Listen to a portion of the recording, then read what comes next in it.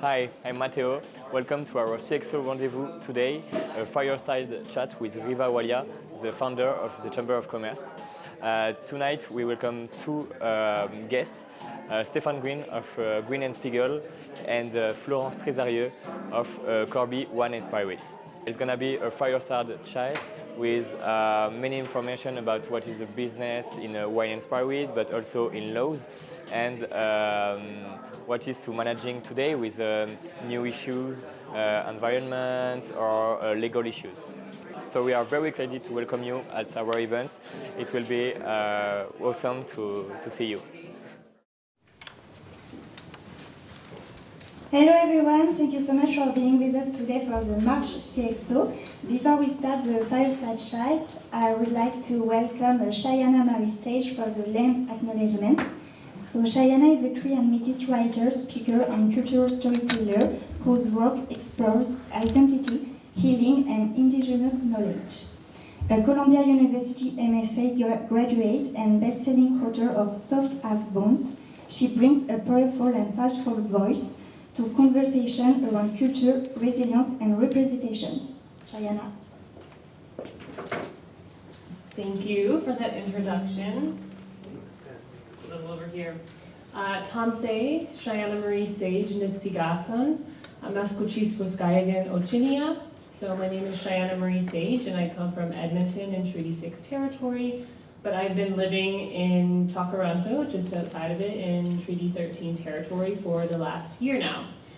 So I moved here from New York City, where I was doing graduate school, as was mentioned.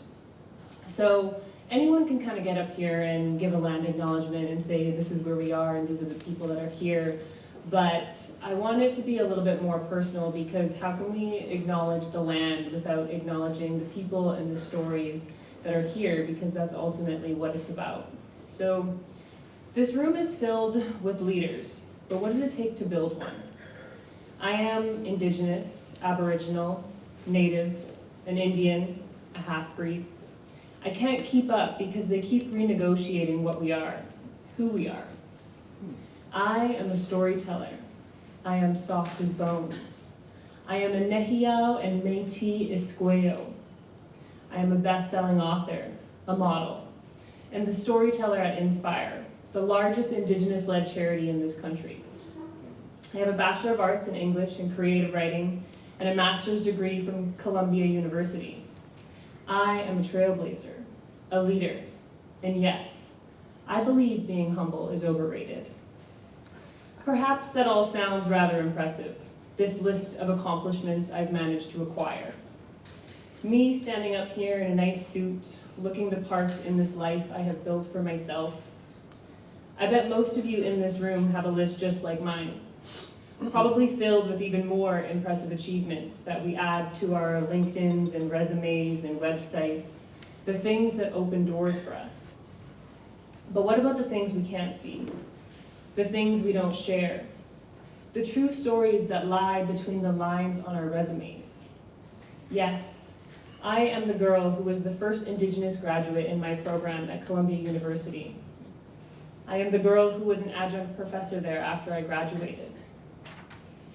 But I'm also the girl who was deemed 16 in the court of law and expelled from high school at only 15 years old. I am the girl at 12 who stood at a podium in a courtroom reading my victim impact statement while my father, brown and handcuffed, sat in an orange jumpsuit with tears streaming. I am the girl who fought tooth and nail to claw my way out of the shackles of intergenerational trauma until somehow I ended up standing at different podiums, but yet still telling truths. So, what is your truth? What is the story behind the person who sits in this room today? At times I often say, I did this all on my own, and sure, that is part of the truth. That inner drive within us has to be there, because that is the propeller, the catalyst that continues to move us forward. But when I look back, it becomes very clear that I was never doing it alone. So who am I really? I am the principal who fought to get me back into school. I am my cookum, Salma Shalafu, who was the first Indigenous woman senator in this country, who lectured me when I needed it and passed down her wisdom over tea and bannock. I am my mother, who sacrificed her own desires and dreams to ensure her children could pursue theirs. I am my cook and Betty Powder, a master hunter and trapper from Fort Mackay. I am even my father, the big cream man who hurt his children because he was once a hurt child himself. I am my mushum, my grandfather, a victim of the 60 scoops and his high cheekbones running wild on the streets. So when I think of a leader, what it means to lead rather, I think of all the people who came before me, the community of stories that live within my bones, my spirit, my sacred knowledge. Being a leader is being a storyteller. It's all about communication and connection. Why should people listen to you? Why do they look to you? You carry stories that they value. But in order to do that, people need to connect with you. So how do we connect with one another? It's creating a space for reciprocity. There are moments to speak, and there are moments to listen. The greatest strength our community leaders have is understanding this balance, creating this balance. Where I come from, we sit around a fire or a kitchen table and we tell stories. Perhaps a boardroom, a Zoom meeting, even this room we are all in today. This is just another version of that, dressed a little differently. One of our 7 sacred teachings is truth, but truth is not always comfortable. It doesn't fit neatly onto a resume or a LinkedIn profile, but it is the very thing that allows us to connect with each other. Because leadership is not built in isolation. It is built through relation and relationship. It's built through people who challenge us, who hold space for us, the stories that have and continue to shape us. So when I look out at this room, yes, I see leaders, I see accomplishments, titles, influence. But I also know that behind every single one of you, there is a story not yet told. There are moments that broke you, but still somehow brought you here. So the question is not just, what have you achieved? But what is the truth you are willing to stand in? That is where real leadership begins. Not in what we build for ourselves, but how can our collective stories build, influence, and interact with each other? Hi, hi.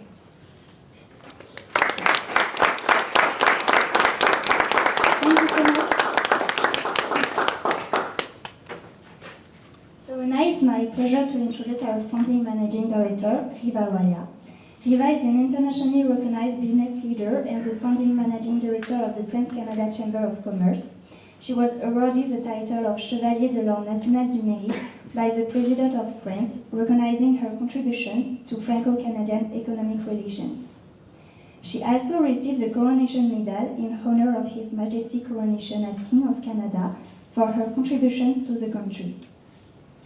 Riva holds an MBA from Cornell University and brings over 2 decades of experience in strategy, management, consulting, and non-profit governance. She has held senior leadership roles at organizations such as Accenture and the Royal Bank of Canada. She led multi-billion-dollar transformation programs and supported Fortune 500 clients across North America, Europe, and Asia. Riva also serves on several boards. Please join me in welcoming Riva. Thank you so very much. I believe I have another mic that I'm supposed to switch on, which I'll do so in just a moment. Yes, I have to switch it on. Just give me a moment. I haven't helped my hands. But first and foremost, a big thanks to Cheyenne for sharing your story and also helping us reflect on our own stories which have never been told. So I thank you for that. Really, very profound. Thank you. And thank you all for being here this evening. I was talking to Stephen and he says, every time this space gets fuller and fuller every month. So I thank you all for coming here. In the value that you find in these discussions, the CXO Rendezvous, which is our monthly conversation with the leaders of the French Chamber of Commerce, and it is my great privilege to welcome another 2 leaders of our chamber this month. I'm going to call them up on stage. Florence from please join me on the stage. Thank you. I'm told this mic is to be shared amongst the 2. Okay. That's okay. And I'm going to switch on mic. I'll try to speak louder.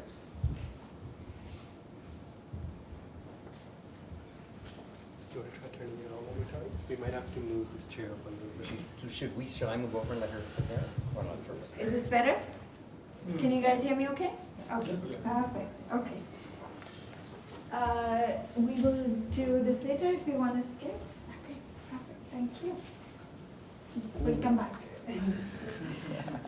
Perfect. So we actually have another guest that I will share his presence here with us a little later. But today's conversation, I was very surprised with myself that I have these 2 people who come from different walks of life, run different businesses. How am I going to bring them all together? But then, I realized, like Shayana said, at the end of it, we're all people with stories. So I want to spend some time, the next half an hour or so, talking about your stories, talking about the people that have made you who you are today, the companies, the mentors, your families, your friends, how they have really evolved you into the leaders that you are today. So probably a good point for us to start with Florence, and we always say ladies first. Yes. So Florence, talk to us a little bit about your career journey. Yeah. One of the things that I enjoyed talking with you when we first met was our common background in banking. Having come from RBC, it was great to see another French leader coming from Barclays and JP Morgan Chase that has also defined you and got you into a role in investor relations at Corby and Pernod Ricard in France. Talk to us a little bit about that, because it's not normal to have a banker sell the best alcohol in the world. How did that happen? It's true. Thanks, Riva, for having me, and thanks to everyone. So yes, it's quite, I guess, unusual, and this is a question I'm getting very often, so it's very loud. So just maybe for the background, so I've been working 27 years or so, and I've been 20 years in investment banking. So I've been a banker for a long time. I started in investment banking just after the dot-com bubble, and I was quite attracted by I guess the buzz and the pace and then the glamorousness of banking at the time. And I was saying to myself, I'm going to stay a few years, and after a few years I'm going to go into the real world and enjoy the company. And then as a matter of all the opportunities, I guess, that came my way, and I had the opportunity to change banks, I had the opportunity to travel. I stayed 20 years, so it was a very long time. So I turned 40, so that you can guess my age, and I was saying to myself, well, what am I going to do? So banking is great, I have done a lot of stuff, but it's a bit of a golden present, right? So maybe some of you are in banking, I know you are, and it's great, but it's quite specialized, and then you have a very nice salary, but then you believe you're never going to change, right? And then one of my clients at the time, I was in Paris, was Pernod Ricard, and then I got to be put in contact with them for the Group Treasurer role, right? And I was saying to myself, I'm a banker, how am I going to make it to be a Group Treasurer? That's a huge company in France. And then they took me, and then I said to myself, okay, I'm going to take the risk, right? It's going to be a bit of a leap of faith on every front, but I will take it, and then we see what comes out of it. And if I succeed, that's great. If I fail, I'm going to have something to tell, right? So it's going to be a bit of an excitement. And 7 years later, I'm here in Canada, so I guess some stuff has been quite right. So I've been running Treasury for Pernod Ricard for 7 years. For the last 4 years, I was leading investor relations. So Treasury is everything that has to do with cash, the way you invest it, the way you find it. And then investor relation is managing the shareholder of a very large listed company.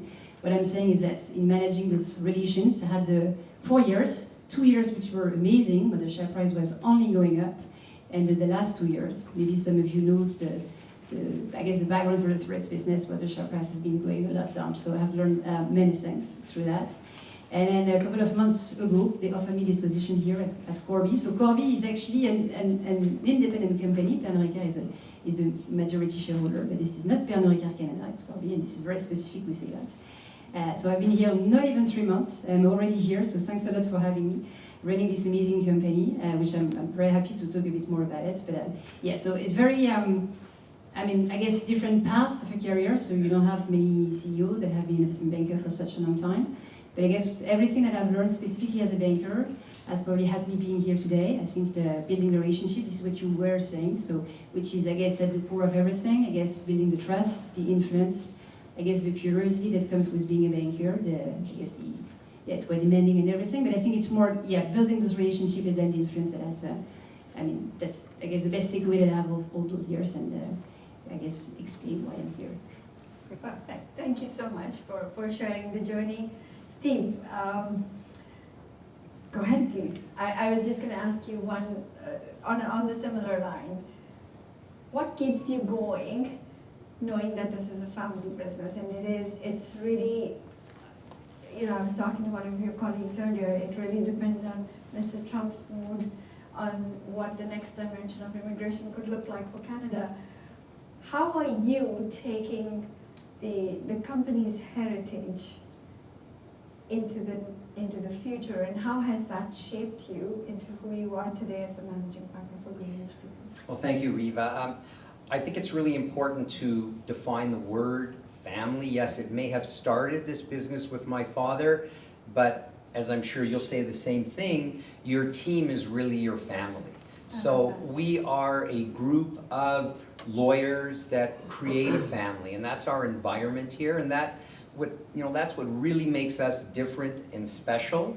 You know, I started getting interested in immigration because my father started it, and in the old days, he used to bring everyone home for dinner. I remember meeting CEOs from various companies and have the best wine. Absolutely, and alcohol, and immigration in those days. Now I'm going back, 50 years ago. It wasn't really that much discussed in the law, and my father was really the pioneer of it. There was my father and one other lawyer that did it.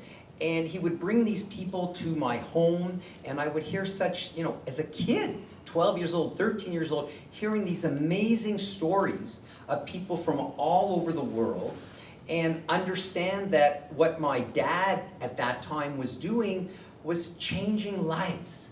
That's the greatest, I think, accomplishment and the greatest gift of what our family as a team does, is that we really change lives. And unlike other areas of the law, and the banker would tell us that deals can take a year or 2 or 3, but if you come on a work permit, I can take a year or 2 or 3. You got to come here quick. And so we're seeing results very quickly. And the Green and Spiegel family here, we have a really big responsibility too with respect to our clients, because unlike other lawyers that are closing a real estate transaction, or you may be a corporate lawyer, it's very difficult sometimes to get to the top. And our office deals with a lot of the top CEO people, and we can pick up the phone, and if I were calling Reva and she's here on a work permit and she thinks, oh, Stephen's calling, it's got to do something with my family, I'm going to take the phone right away. So we've had to learn to understand the needs of our clients, but yet respect the process and never ever take advantage of it. Now, you mentioned Mr. Trump. I think it's a great opportunity for us Canadians. We were kind of lazy about looking around the world. I commend our Prime Minister going around the world talking about foreign direct investment, things like that. So it's teaching us Canadians that we have other friends besides the people on the other side of the Niagara Falls Gorge, and that we can do business all over the world. So we have a lot to learn, I think, and Trump is forcing us to do that. I'm sure if you ask your friends from Europe and they say they're coming to Canada, they're so conservative. You know, I always, you heard me say this before, I always say people think in Canada doing international business is doing it with your neighbor across the road because that's the international side. So hopefully, you know, those things will change. But, you know, it's a learning process, and it is the practice of law. We're always practicing and learning. So you must respect your client. We're dealing with the government all the time. So whenever I open my mouth, I'm always thinking, how will that affect the government? Would I embarrass the government doing things? We work together, and the government's kind of my partner in all this. So that's what we're about. That's fantastic. Thank you. And I think for a lot of people who may not know this, I'm here thanks to Stephen. When I worked for Accenture, he brought in a lot of people from different parts of the world to start Accenture operations. And I was brought in from India. Thanks to him, I was a permanent resident, work permit, permanent residency, and Canadian citizen now. So thank you. Thank you for that, for changing that life, indeed, and many others also along the journey. Talk to us a little bit, I think, for the benefit of the audience, how many lawyers do you have, what's your spread like, and what kind of different types of cases do you deal with? Just so that the audience gets a sense of who Green and Spiegel is. Well, in our office here in Toronto, we have about 120 people. In my offices in the United States, I also have about 120 people there. So we do a lot of cross-border things. But again, you know, you mentioned the word mentor, and we're always asked, you know, how do you improve your business? Who is your mentor? Certainly my dad was my mentor, but I really think my greatest mentor were all the clients and people I met from all over the world. Riva now disclosed that I was her lawyer, so I can say, so, you know, Riva taught me about, you know, how do you do business from India? What are the cultural norms? So many Canadians don't understand that it's not just hello, it's so important to understand and learn from each other. You know, I remember we had an office in Hong Kong. We were the first law firm to really go there before 1997, when China was going to be taking over, and there was a lot of unease in Hong Kong, and we were so fortunate to get so many people from Hong Kong to come here, and the Canadian government kind of scratched their head and said, oh my God, maybe there's a great opportunity. So they called us up saying, hey, you're doing lots of business in Hong Kong. Can you tell us culturally what we're supposed to do? Like when we meet politicians, can we give them a clock? I said, no, that's death. You don't do that. You know, and going out for dinners with clients, they said, well, what's it like when you go for dinner in Hong Kong? I said, well, culturally, there's a whole process, like so many cultures have, about where you sit at the table, what you're eating at the table. Do you finish your final meal? Because if you do, and it's a cheap kind of dish, maybe your host didn't order enough. So, you know, I learned all this from my mentors. My mentors are clients. I think we learn from each other every single day, and you're very fortunate to be in that business that you constantly, and every time you call him, I actually have stopped calling him because it may be 2:39 a.m. for wherever he is, because I only text him. He's constantly on the road in a different country every single day that I get to know. Stephen, are you here? Oh, I'm coming tomorrow, but the same night I'm flying out here, there, and there. So it's very difficult to get hold of him, but a text always works. Over to you, Florence. Give us a sense of the footprint for Corby, and maybe for the audience as well, for them to understand. Corby, Pernod Ricard, what's the difference, and how big are you in Canada? Yes. So I guess some of you are French, so you know Pernod Ricard. So this is not just Ricard, it's many other brands. So maybe just providing you with the context. So Pernod Ricard, this is the second largest leading spirits, wine, and RTD company in the world. So it's listed in Paris, and it's present across the globe, right? So Canada is part of that. So Canada represents roughly 3% of the revenues of Pernod Ricard. So this is small, but this is not insignificant. So this is it's quite interesting. And then obviously we are sitting together with the US as part of North America. Just providing you with the context, North America. The US would be for Pernod Ricard 20% of the top line, so the revenue. So this is quite significant. So who is Corby? So Corby is one of the leading spirits, wine, and RTD, and I insist on RTD, in Canada. So it's been in existence for a very long time. We have local brands, so maybe some of you knows JP Wiser's, which is a very iconic Canadian brand. We distribute the international premium product of Pernod Ricard.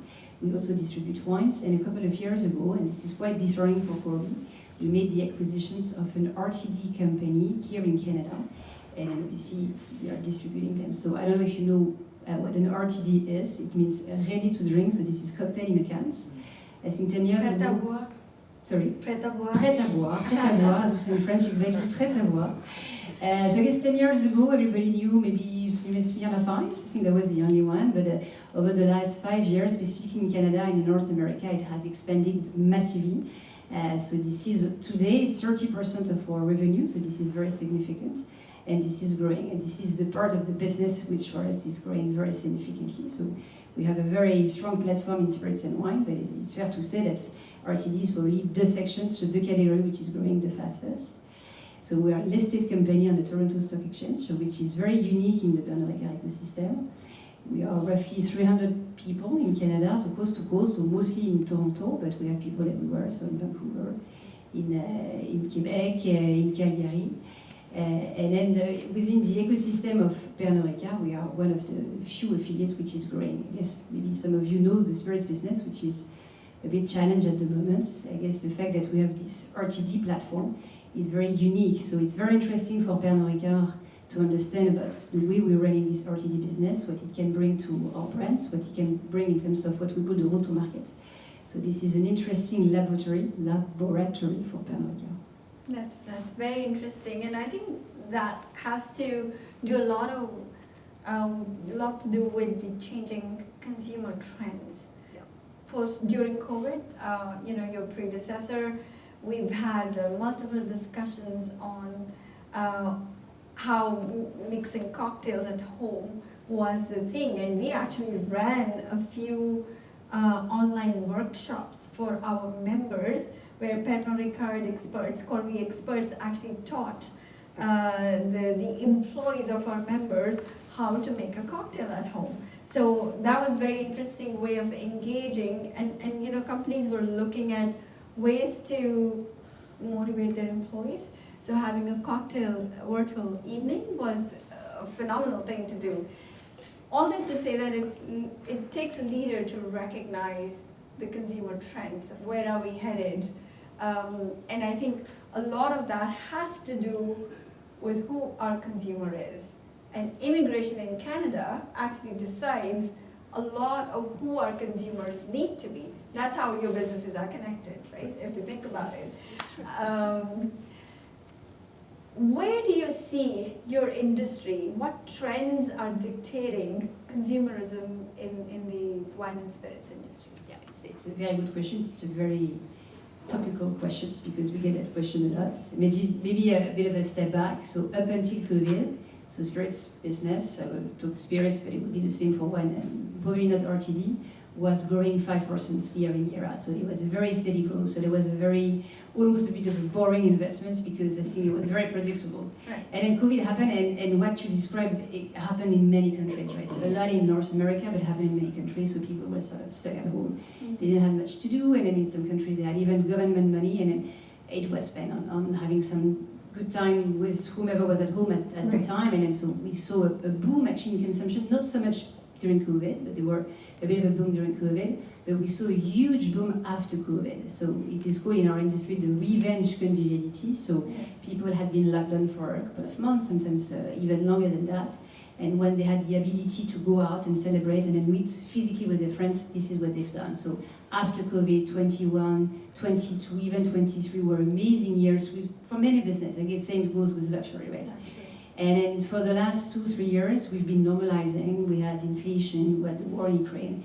And then, yes, there is a bit of a change, I guess, in the way the consumer is consuming. So some of it has to do with inflation, so we say it's quite cyclical, because everything is much more expensive. So having a cocktail now is quite expensive.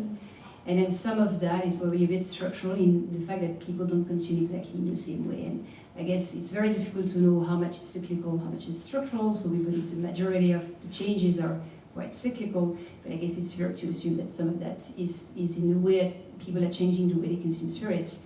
hence the boom of ready-to-drink, right? And I guess alluding to your point, so I guess in Canada is very interesting because this is such a diverse country, so in terms of migration, but it's a very diverse country in the provinces as well. So I was quite amazed. If you come from Paris, you assume that Canada, everybody's going to be speaking French and English. Not at all. So in our office in Toronto, I think 3 of us speak French. Right. And then so when you go to Quebec, it's there is a sense that it looks like France. Yeah. But then you go to Calgary and then you go to Vancouver and it's very different. So I think, realizing how complex, it's quite a complex market and how different it is something which is critical for us in understanding the consumer. I think what the consumer wants now is something which is good value for money because he's a bit squeezed from a purchasing standpoint, given the inflation.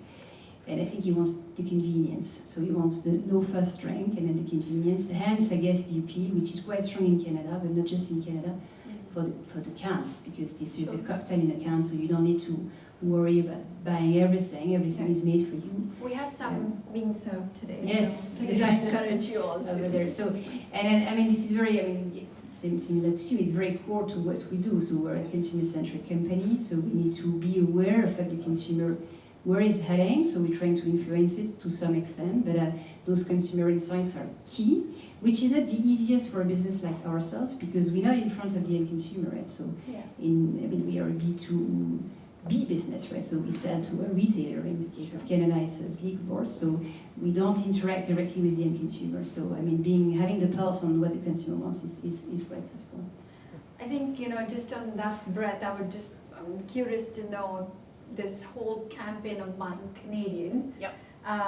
It's constantly been in the news with Premier Ford dropping down, the whiskey bottles down the drain, etc. How, if at all, is this impacting your business? It's impacting our business in a good way, and in a very significant way because the Pernod Ricard portfolio of Corby, so Corby has Canadian brands, and I think, and then those have been amazing. Years, 12 months, almost years now, where we had a very significant success with Wiser's. I think the relevance of Wiser's has been, much stronger. So we have another very good Canadian whiskey, which is called Lot 40, that maybe some of you know, which has been replacing bourbon, right? So yes, it's been very strong for us. We've been gaining a lot of market share. We have very limited bourbon, so that's been good for us. As we were saying, I think it's been very good for us, but we need to prepare the future. So we don't know how long it's going to last, so we need to be ready to challenge ourselves if the situation is different, right? Yeah. And I think one of the key questions, and we're not the only industry that are having that question, is the stickiness of that. So how sticky is the Canadian consumer going to be with by Canadian? Yeah. And then so in Alberta, it's changed already, right? So you have the ability, if you live in Alberta, to buy US products, and they don't revert one-to-one, but they revert in a significant way. So that's definitely something we're monitoring. I think it's a function of politics and the narrative in the market, but it's also very much so, like hospitality and luxury, a function of disposable income. Exactly. Right? So the consumer today is price sensitive, so and your business is a volume game, so it's not very easy to balance the two. But I think immigration has a lot to play in that, in terms of the number of people, the population that and the kind of population that Canada is attracting. And my question to you is to answer the question she was having, or the doubt, in terms of what does the Canadian immigration landscape look like? Is it more volume or is it more quality? Because that would depend on what kind of liquor she needs to sell. Yes, our immigration policy is based on alcohol consumption. Oh my gosh, you said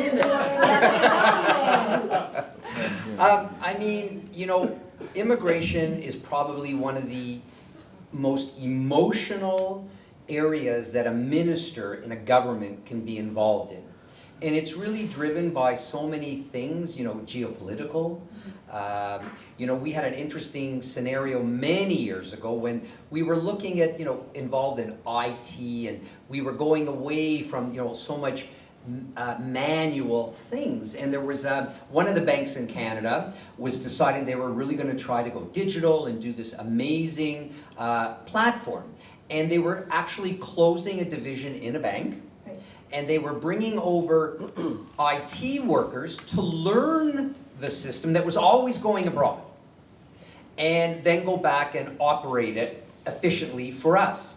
Well, it really wasn't translated properly, and people were saying, oh my God, this international bank is bringing in foreign workers and they're taking away Canadians' jobs, which wasn't true at all. It was really no different than, remember the old days? Well, some of you remember, I do, when we used to go to the gas station and there was a person there that filled your car up with gas, and now we do it ourselves. Well, the bank was kind of doing something like that. We're saying, yes, manually we used to do it, but now we're going to do it in a much more efficient way. And this bank was just smashed because it was emotion, and immigration policy changed because the Canadian perspective was, oh my God, these foreign workers were coming in and taking away things. So it's a very difficult balance. What's going on now in Canada was, during COVID, it was quite difficult to get workers. We had a lot of students that were here. We used the students to help, subsidize our employment, group. We brought people in, and the government really, like so many foreign governments, didn't know how to react to COVID. So they were just, doing things in a big hammer way. And they brought in far too many in some respects without looking at our settlement ability, perhaps homes, perhaps hospital, things like that.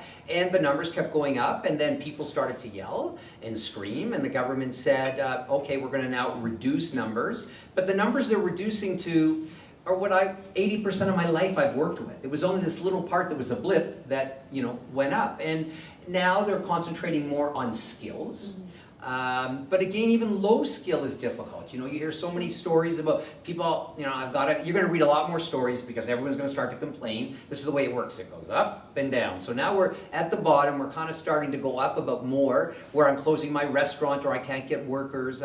That's the way, it works. And it's very emotional. You should know that 80% of our politicians' calls in their office are immigration related.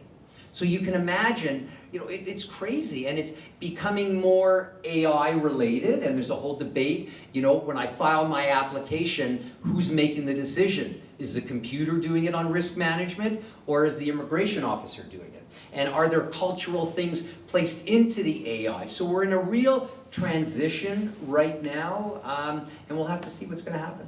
But I'm looking forward to it. It's always going to get better. And again, the French community is the luckiest because the Canadian government has announced that 12.5% of all immigration to Canada next year has to be French-speaking people. But there's a debate politically and amongst the community. Well, wait a minute. If we're having a program that concentrates on language, why is it in the economic area?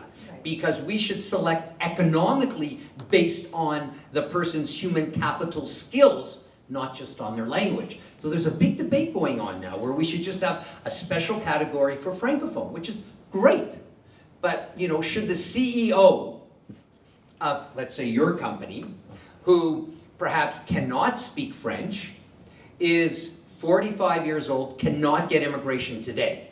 However, if we have a 45-year-old French-speaking person, they can, because the program's different. And I can take it even to the more extreme, where I'm a French pastry chef working in a restaurant, and I'm the CEO of Corby's. My French, and I cannot speak cannot speak French.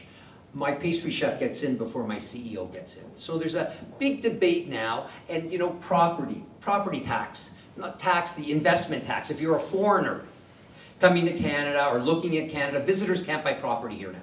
We don't let them buy property in respect of residences, things like that. If you're here on a work permit, you're allowed to buy a property, but you pay 25% tax on it, but you can get the tax back if you apply for immigration and get your immigration. And I get that concept when it came out years ago because it was really to protect the first family purchasers. Where a home, can't believe I'm saying this, was like, $750,000. There wasn't enough of those types of homes for people. But now it affects everyone. So you represent a sports team, and the person will come into Canada and say, I want to buy a home for $12.5 million, but they won't let me.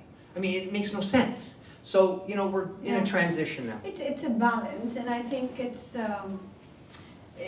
it will happen. I guess, the other aspect is the quality of immigrants that come into the country, and I'm saying skilled workers, but also contributing members of the economy. And that's how you sell more alcohol, right? Because they have more disposable income. I guess that, and that's, it's more value over volume. I think that's what. No, they're trying to go to value much more now. It was volume before, because what really happened was that our government didn't have enough money for education. And the federal government gives money to the province to pay for our colleges and universities, and then the colleges and universities were screaming and yelling, we don't have any money, we don't have any money, and then someone whispered and said, foreign students. And suddenly everyone started bringing in foreign students. We brought in 1 million. So, and then the colleges were happy, the government was happy, and then people started to scream and yell that now, we made a mistake. So that's what happened. The infrastructure wasn't there. No infrastructure. That, right? So, Yep. so that's where the problem is, but then we go back to, again, French companies like Colas, they don't have enough people to fill the potholes on Toronto roads, right? So I think the balance or the skills matrix needs to be reevaluated. It is, sitting from where I sit and I interact with so many of these French companies, they come to us saying, we don't have people, we need people, but when we bring them people, they don't get qualified necessarily. So I understand that. One of the interesting points you just made is, who is making a decision on my application? Is it a bot or is it a person? And I've had conversations with Nicola and a couple of your team members. As much as you are a distributor of alcohol and wine and spirit and producer of that, you're also a data company. Yep. And it's a huge shift in the way you run your business. Talk to us a little bit about innovation and data and analytics. How do they play a role in your business going into the future? So I mean, Canada is a very interesting one actually for that matter, because we have a lot of data and a lot of clean data, because we don't have so many customers. You're one of the right? lucky ones. Exactly. So which is a very interesting one. So I guess we had data for a very long time, but I think for a long time we didn't do anything with it, right? So I think we were a data-rich company that was not using it. Then I'm talking to America, and then maybe 10 years ago we decided to make something out of that, right? And then started using that. So I mean, we're using the data a lot in sales and marketing, in making sure the advertisements is the most efficient. We use it commercially so that our sales force has the ability to visit the relevant stores. So that's something that we use a lot, and then we see the uplift in the results, I guess. But yeah, it's a constant, I guess, transformation in making sure the systems are up to speed, making sure the change management, so people are using it. So because I know in France, for instance, we had like a system that was using the data. For the longest time, the sales force was not using it because they knew better. So and then we've made some tests, and actually using the system was better. So this is which is something which is, I mean, it's very core to the company now. I think the next challenge, as it is for anyone, is the AI. So how much of that you use, and then what do you delegate? So do you use AI just for the productivity, or do you use it to create some stuff? And this is quite an interesting space for us, specifically in designing the media campaign. So are we going to be using AI? So that's something we're exploring, because it's quite interesting from a cost standpoint, but you don't want to lose the creativity and then what makes the relevance of the brands and the way you build the brand equity. So yeah, it's very core to what we do. I think it's very core to Canada. And again, Canada is an interesting laboratory for Pernod Ricard, because it has a lot of data, which is very clean. It's not super easy to clean the data. That's why I said congratulations, you're one of the very few ones. Yes, but I guess it was by design, right? Because the data was clean initially, but yeah, it's very core to what we do. And I guess in the new people that we hire, this is a core skill. So we're not looking for people that have that skill set. They need to come with it, right? So this is very much part of the because that also talks to how, I think there are a lot of youngsters in the audience as well. It talks to how data, understanding the data, but also artificial intelligence is core to everything that we do. You and I didn't grow up with it. We didn't learn that in school. None of the business schools taught that. But now it's core to the next generation. You have teenage kids like mine, and it's really upon them now. But it's inherent to the way of their learning. We have to spend time to learn that. But the next generation is learning it already by default. Yeah, I mean, I guess I don't think we are the only business, so I agree with that. I think it's very important, it's very core to what we do, but at the end of the day, Pernod Ricard is a business of conviviality. Right. Conviviality in French, it sounds better in French. So the soft skills are critical. So I think it's building relationship, so it's influencing, it is making sure we have that connections with people. So it's not just about the data, right? So what you do with it and how you use it to influence, right? So I think when I recruit people, yes, I look at data and the majority of them have that. But I think the number one skill set that I look at is the soft skills. Can they sell them? How can they read the room? Can they interact with people? Yeah. Can they create relationship and then create the trust? So I think this is something that we should not forget. And I'm thinking of my kids. This is definitely a skill set that I want to grow in them, because this is not something that you're going to be able to replace. And this is critical. If you want to succeed, this is quite critical. Very well said. I may actually talk to you offline about it. I'm writing a white paper on how being human will be the only differentiator for companies in the future. And I think that's really what you're talking about. So I'd love to chat with you and connect with you a little offline on that. But it's so true. I mean, you have always been in the people business. There is no other way, you know. Technologies like blockchain and whatever else came along, RPA, and now artificial intelligence is just enabling productivity for you. But I often say this, you know, part of my white paper is also about how the only companies that are going to leverage AI for revenue generation and client interactions would win the race, and not the ones that are using it for productivity. I guess that's something very profound to remember. But you have always been in the business of people. What are the things that you're noticing about your work with people? Are they expecting you to interact differently with them, understanding that the back end of your business may be AI enabled? Well, it's interesting. Information is power. And in the old days before AI, really, you know, we had a lot of information under the immigration system, which a lot of our clients didn't. Now, when a client calls us up, we know that they've gone to ChatGPT and we know everything because they quote to us what the law is. And I say, well, okay, it is a little bit like that, but not. But you know, you make the most important, I think, factor, the comment about soft skills. Immigration is about people. And it's our biggest struggle now with the government. It's not like I'm filing my taxes and I want to object to my notice of assessment, where I can say, no, I really should get this deduction because I, you know, donated to the chamber. And they say, okay, well, let's look at who the chamber is. Immigration is very different. It's people, it's feelings, and it's a huge problem now within the area of practice, because the government is pushing more and more towards AI. Their position today is we use AI just to help us process, but at the end it's always the human person that makes the decision. But I ask you, you're an immigration officer and you have to do 100 files today, and you've got a computer system using AI and they say approve, refuse, refuse, refuse. Do you really have time? And are you really going to use the soft skill to look at the person's application? And the answer is no. So there's so much of that going on in the whole legal field. We're very lucky in one sense from a financial standpoint. Immigration was always a fee per service. We don't charge by the hour. Lawyers that charge by the hour now are in big trouble because you can prepare a legal argument for me to sue my neighbor about the fence. Done in a minute.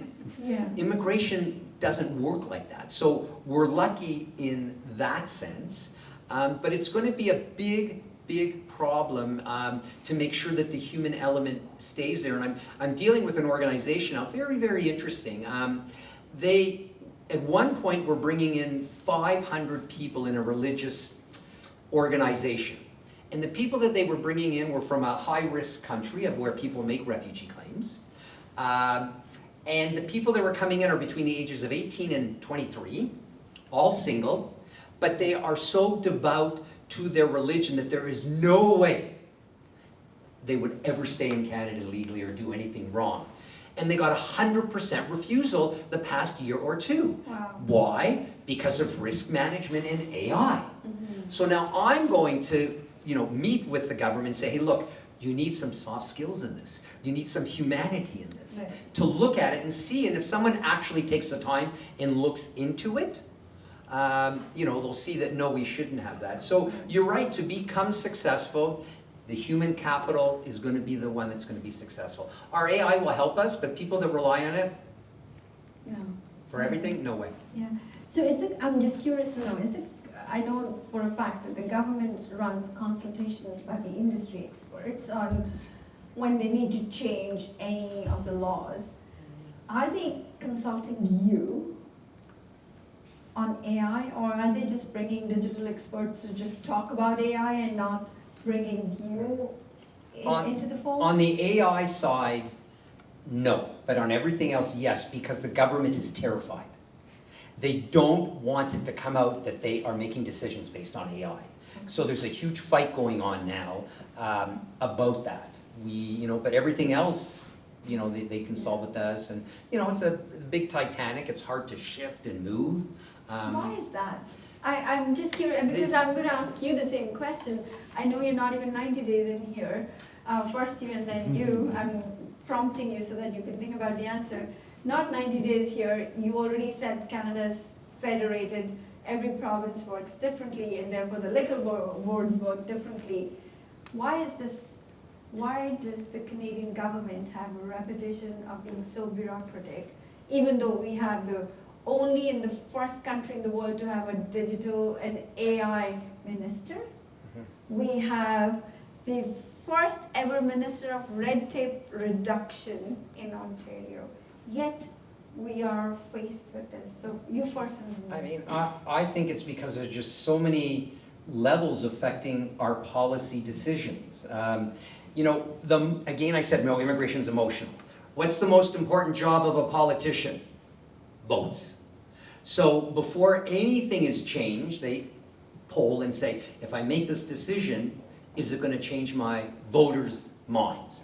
So we have to find out about that. Then you have, remember in Canada, you've got a bureaucracy, and you also have a political system, really two systems of immigration. And we have a huge discretion in our system, which I like. And you can actually call up a minister, and the minister likes my story. The minister can instruct the other minister, give this person their immigration. But then you've got the bureaucratic system as well. So it's just so slow to move that. And they have to check and translate, make sure, again, if you're writing law or policy, you have to make sure the policy is the same in French as it is in English. And, the same word means the same thing. So, it's a big thing. And labeling, right? You're labeling. Let's talk about labeling both in French and English here, right? Isn't that a big issue? And it takes longer because of that. And that's all importers of stuff to us. I mean, the United States, they do it in English or English. We have to do it English and French. And if we don't, we're in trouble. Okay, so I'm not even 3 months, so I'm not going to comment the Canadian politics. But coming in new, your first impressions of this bureaucracy? I say a few things, right? So I'm French, right? So I quite like the fact that some stuff is in French. It makes it easier for me. And the French people, we like to defend French, right? So this is something, I'm very biased, I guess, on that. But I think I was expecting, this is what I was saying, I was expecting an easier country to navigate. I'm not saying this is a difficult country to navigate, but it's complex, much more complex than what I was expecting. But I guess it comes as well with some opportunities. We were discussing that before we started. I guess you take the FCBU, for instance, so we are a large company, we have just one client, right? So to the extent that you have the right skills, so this is, I wouldn't say it's easy, but it makes it easier, right, in terms of processes, because, you are already there, right? So, but I think what surprises me is the complexity. Yes, it's quite political at the end of the day, so I think the FCBU is paying dividends to the government, right? So, to the provincial government, so there is a political element into it, which we need to accept. To be honest, it's the case everywhere, right? I think in France it's not as obvious, but you have a political element as well in when you're selling spirits, so it's much more complex. And I think as a Canadian company, you need to make sure that you cater to all the provinces and then all those consumers. So yes, we have the labeling, of course, which is what it is, to be honest. But yeah, you need to, back to what you were saying on the consumer insight, so you need to spend some time to make sure you're relevant. That's something that might be working in Ontario is not going to be working in Quebec, right? And so I think that relevancy makes it a bit more difficult, yeah. I completely would vouch for that. We had one of our member companies, they are a big public relations company, and they listen to the chatter to launch a new product, so they would listen to the social chatter. So this was, in this case, not a wine and spirit product, but a hair care product of a very large CPG group, and they had to listen to the chatter for 6 months to understand how Canadians make the decision of buying a new shampoo. Yeah? And it was so complex. It had provincial data in there, but for every province they were monitoring. The weather played a big role, which I think, even in your business plays a big role, but even for your business, because it's a lot of emotional decision. Canada is a cold country, do I actually want to go there or not? But I think, so coming back to this, they really looked at the data and they realized that Canadians talk about bad hair days the most on the 13th and 14th of February of each month.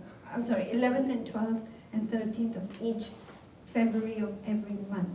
So they decided to launch the product on the 12th of February, 2 days before Valentine's Day. Yeah? This is the power of data and understanding the consumer needs before you launch a product. So women want their hair to be the best, and they complain about weather, the cost in every province, but the weather in every province in order to make that decision. That's the power of data that companies are harnessing today. I want to shift gears a little bit, and again, staying on the whole theme of people, but really from a planet and ESG perspective. For you specifically, Florence, knowing how conscientious the company is, and I've had the opportunity to actually meet with your North American CEO. For her, it was really important to advertise Pernod Ricard, Corby spirits in every match, every Blue Jays game, but not for people to drink. But in every washroom, if you go to Rogers Centre, it says, call an Uber, right? Don't drink and drive. They're not selling the product, but they're telling you how you need to be responsibly drinking it. Talk to us a little bit about ESG and the social responsibility aspects of Pernod. Yeah. That is so important and inherent to the company. Yeah, I mean, it's critical to who we are, I guess. So we have definitely a responsibility in promoting the responsible drinking, and that's something that we've been doing for a very long time. Right? So I think it's a constant challenge, and I think a constant watch out, but that's definitely very core to what we do. So Pernod Ricard is about drinking less but better. So we're not a volume play, actually. We're very much a value play, so I think our products are relatively expensive, but we like it that way as well, because I think it's about the experience, it's not about the binge or anything. And as a matter of fact, actually it's true, and we obviously are not the only one, but if you look at the stats, the binge drinking amongst the younger generation has dropped very significantly, so you have much less of that. It's quite interesting actually, and then they say one of the reasons is that everybody is having a phone, so if you're drunk and you're 15 and then someone can take a picture of you and a video of you, and your parents can have a view of that, so you're never going to do it anymore, right? So I think the introduction of an iPhone has reduced significantly the binge drinking as well, on top of obviously of the efforts that we're doing. So I think, yeah, responsibility, drinking responsibly is core to what we do. I think we need to prove it, right, by I think the campaign that we're running. So what you were mentioning about Anne, it is an interesting one. A very large campaign that we've been launching on the social networks is a campaign that says, and I would invite you to take a look at it, drink more, drink more, drink more water. So it's about having water, and this is something which is quite big. It's a company you purchase. Yes, it's a company approach, and then so because you need to drink water if you're drinking, and so whenever we're participating to festivals, we come with water. So in every festivals that you're going to be finding us, you see a booth with water. Love it. Because and in any bar that we own, so we own a few bars, the bartender is making sure you always have a full glass of water when you're drinking, right? So I think it's not just I guess a responsibility or something that we believe we have to do. This is very much core to what we are, and this is very core to, I guess, the legacy of the business as well, right? So we want the business to be there for the long run, so we need to be very clear on our ambitions. I love that. I absolutely love that. I think this is what shapes you as leaders, right? Because you're not thinking twice about this. This is who you are and this is what you would do. Yep. Before Pernod Ricard and before, sort of growing up and going to school, are there any mentors or leaders or people that you have looked up to who have shaped you and your vision as a leader and your leadership style today? Yeah, Lucy had a few, so mentors which were declared mentors, and then I guess role models, so people that I've been looking at as an inspiration. So I'm very, very keen. It's very important for me to get inspired. So I'm very attached actually to having role models and leaders. And yes, I have a few. So I have my husband there. So Thank you for joining us. Played a role as well in terms of the support, right? Because it's funny because I get this question. So I'm a CEO, and then people are telling me, how are you going? Are you managing that? It's because I have my husband who's been a strong support in me being able to do that. But yeah, I didn't have like 10 mentors. I have a few of them. One in particular who has been my previous boss, a woman. So I had just one who was a woman, which has been very important to me. So this is in showing me that was possible, right? That she was, I guess, having the confidence that I could do it, and having her as a role model has been very critical, right? Yeah. And I think this is something. So I'm getting a bit older now, so I'm not saying that's a role model to anyone, but I guess this is a responsibility that I'm having as well, in making sure that they can share the story and telling my younger colleagues that this is possible, you can make it work. Indeed, and actually just on that note, I must also tell the audience that our April CXO Rendez-Vous is all about women's stories, because we never, at the French Chamber, celebrate International Women's Day on 8th of March because everybody else is celebrating, and we don't want to do it on that day because the 9th of March women can go take a hike. Yeah, nobody remembers women, nobody even talks about what's happening with women. It's a LinkedIn story at the end of the day by midnight March 8th. So our event is called Beyond March, and we always do this in April. Yeah. So you can follow the LinkedIn and you'll get to know where that is happening and how we are doing it. But just to your point, it's very important to have those role models, men and women alike. Steve, who have been your mentors? As I sort of said at the beginning, it really was my father who started, and then all the clients that I've met around the world, they've taught me so much about their country, their culture. I mean, I've had the opportunity to really, visit almost every country in Asia, South America, everywhere. Just amazing people, and it's unfortunate that our media always does the 10% of the people that aren't the nicest, but I can tell you that 90-95% of the people around the world are really good and nice people. So I get that a lot about French. How difficult is it for you to work with the French? I said, they're the nicest people. Like, really? Yes, really, because at the end of the day, everybody is a person. As Shanna said, each one of us are human beings with similar needs and needs to be, to be belonging, to be recognized, to be accepted. So it really doesn't matter what color of your passport you carry. And also, you brought up the fact about, you promote, safe drinking, proper drinking. We kind of do the same thing in the immigration area. We promote responsible law. I always tell my clients, we're tougher than the immigration department. So if we take your case, we really screen you, and immigration respects us for that. So they know that if they're getting a case from my office, you're ahead just by having our name on it. And I guess it really, that concept, I always believed in it, but it was really reinforced to me. I remember graduating from law school, and they had a Supreme Court judge from the Northwest Territories. And he came and spoke to the class, and his final comment was that you can win the war, but lose the battle. So you might be able to trick immigration once, but then you're done. So our office policy is, you always want to win everything in the sense of being respectable, don't take everything. If I say to clients, look, I'm not taking your case, you're gonna waste your money. It's silly, like sometimes we say no. And that's why we have gatekeeper policies in our country. Not everyone can make it, and every country's like that. Steve, I'm probably at the risk of being your advocate here, but I'm going to share a story which even you will not know. This is real, and talking about the mentorship piece of how your team that I have interacted with for my own immigration. So for whatever reasons, my case had to go in front of a judge for immigration, not because I did anything wrong. And had a few days less in Canada than I needed to have.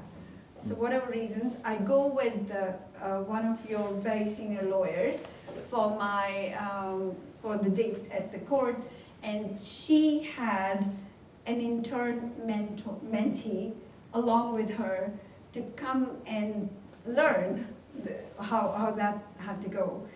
And the judge asked me and the lawyer to come into his room, and he told me to shut the door and not let the intern come in. So your lawyer said that she's an intern, she's my mentee, I'd like for her to be in the room. And he said, but I only have 2 chairs, so she cannot sit.